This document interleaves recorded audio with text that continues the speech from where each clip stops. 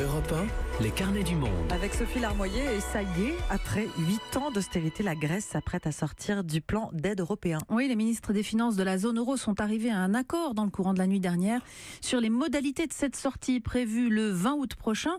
Pendant ces 8 ans sous tutelle, 300 milliards d'euros de prêts ont été accordés à la Grèce en contrepartie de réformes drastiques. C'est le coup de projecteur européen des carnets ce soir. Bonsoir Carole Ferry. Bonsoir Sophie, bonsoir à tous. Alors vous êtes en Grèce, envoyé spécial pour Europe 1. Les Grecs viennent donc de vivre 8 années particulièrement difficiles et on va voir avec vous comment ils vont tout simplement ces Grecs à quelques semaines de la fin officielle de cette austérité. Vous êtes allés à la rencontre de citoyens dans différents quartiers d'Athènes. Alors on vous suit ? Eh bien écoutez, je vous emmène d'abord en plein centre d'Athènes. Quelques rues entre la place du Parlement et la place de la Paix. C'est l'ancienne députée grecque Elena Panaritis qui a voulu me montrer les stigmates de la crise. On est en voiture, hein. Impossible, me dit-elle, de s'y promener toutes les deux à pied. Le quartier est devenu beaucoup trop dangereux selon elle. Ça par exemple, elle était mise en feu pendant une grande démonstration contre l'austérité. Ici, c'était le quartier chic avec des loyers très élevés.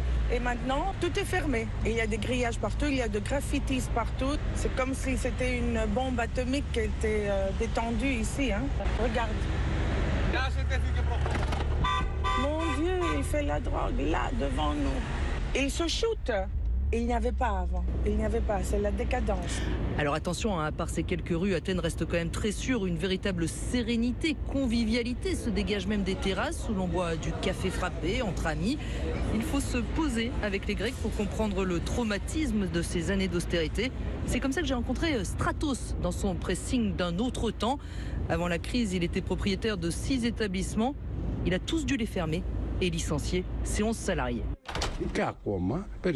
Un exemple concret. J'étais spécialisé, et encore aujourd'hui, dans le travail du cuir.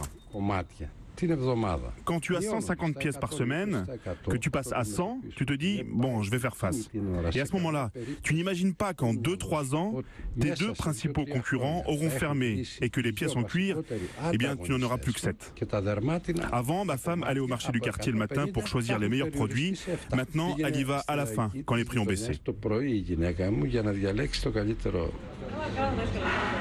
Pas le choix, il faut trouver les produits les moins chers. Il faut dire que les salaires ont été réduits de 30% en moyenne, aussi bien pour les fonctionnaires que les salariés du secteur privé. C'est ce qui est arrivé à cette enseignante d'une école privée. Je l'ai rencontrée à l'Institut français, c'est à 1 kilomètre environ de là, près du quartier de Kolonaki. Dans son école, les parents de la classe moyenne n'ont plus les moyens de mettre leurs enfants. Alors Anna, qui gagnait 2000 € avant la crise, en gagne 1000 aujourd'hui. Son mari, commerçant, a vu également son chiffre d'affaires chuter. Avec 3 enfants, c'est tout leur quotidien qui a changé. Je me rappelle que quand mes enfants étaient plus jeunes, j'avais la possibilité d'aller au supermarché et partir avec les courses pour 100 ou 150 €. Et maintenant, je vais avec ma liste. Ce dont j'ai besoin, je dois compter. Par exemple, du poisson frais juste 1 fois par mois au lieu de 1 fois par semaine. Avec 3 enfants, c'est pas facile. Je rêvais d'avoir la possibilité de les envoyer à l'étranger faire des études. Maintenant, c'est pas possible pour les 3. Pour les retraités, c'est encore pire. Les pensions ont été divisées par 2. 23 réformes en quelques années. Certains ont vécu sur leurs économies les premiers temps, mais elles s'épuisent. C'est ce qui inquiète Ioannis. Il a 88 ans. Il était général. Il a travaillé pour l'OTAN. Il avait 3 700 € de retraite avant la crise, 1 500 aujourd'hui. Et quand vous lui demandez ce qui a changé dans son quotidien, il se lève droit comme un i, secoue les poches de son pantalon et élève la voix. Regardez ce pantalon. C'est le seul pantalon que j'ai. Et je l'ai depuis 10 ans. Au début de ma retraite, j'étais bien, j'avais plus de 3 000 € de retraite. J'avais un 13e mois, un 14e mois. Aujourd'hui, je veux faire un petit voyage à l'intérieur de la Grèce. Eh bien, faire ce petit voyage me coûte 10 jours de retraite. Je ne peux pas. Des retraités durement touchés, mais des jeunes aussi. Il faut se rendre compte qu'il y a eu jusqu'à 60% de chômage chez les jeunes. Alors là, on est revenu à 40%. Ça reste quand même énorme. Beaucoup d'ailleurs sont partis à l'étranger, souvent ceux qui avaient d'excellents diplômes. Malgré tout, ceux qui sont restés gardent une espèce d'envie d'avancer, on le sent. À Gazi, au lieu de la nuit athénienne, j'ai croisé 2 amis sur la pelouse. Ils buvaient des bières achetées au coin de la rue, c'est moins cher qu'au bar d'en face. Ils ont 27 et 30 ans. Je leur ai demandé s'ils avaient le sentiment d'être, comme on dit beaucoup en ce moment, une génération gâchée. Chaque génération a ses propres difficultés. Après 2009, c'est vrai, les choses ont beaucoup changé à cause de la crise, mais je ne pense pas que cette étiquette soit justifiée.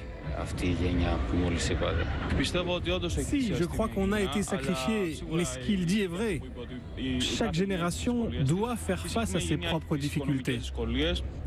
Pour nous, ce sont des difficultés financières. Beaucoup de jeunes sont partis à l'étranger, mais je vois ça un peu différemment. Je pense que c'est une opportunité de changer ce qui nous a amenés à la crise. Là, nous avons la situation idéale pour changer les mentalités.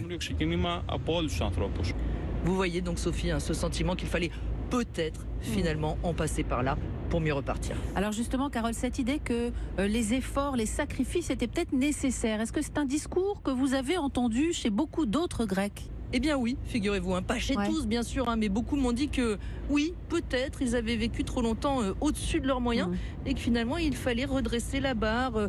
Il y a de nombreuses divergences par contre sur la manière dont il aurait fallu manœuvrer. Puis alors là je vais vous dire, il y a quasiment autant d'avis que de Grecs. Petit bilan, Carole, après ces 8 années d'austérité imposée, économiquement, comment va le pays aujourd'hui ? La croissance est de retour. 2,3% de croissance au premier trimestre, il y en a qui en rêveraient. Les comptes de l'État sont à l'équilibre. Il reste évidemment le problème de la dette, énorme, 180% du PIB. Et il y a une chose par exemple que le Premier ministre Tsipras a changé, c'est qu'il a ouvert l'accès aux hôpitaux à tous les Grecs, même ceux qui ne cotisent pas. Alors l'état des hôpitaux publics est à la hauteur du manque de moyens, mais enfin bon, tous les Grecs peuvent y aller. Vous dites que les chiffres sont plutôt bons. Comment se fait-il alors que ça ne se ressente pas dans le quotidien des Grecs ? On les a entendus, ils galèrent tous.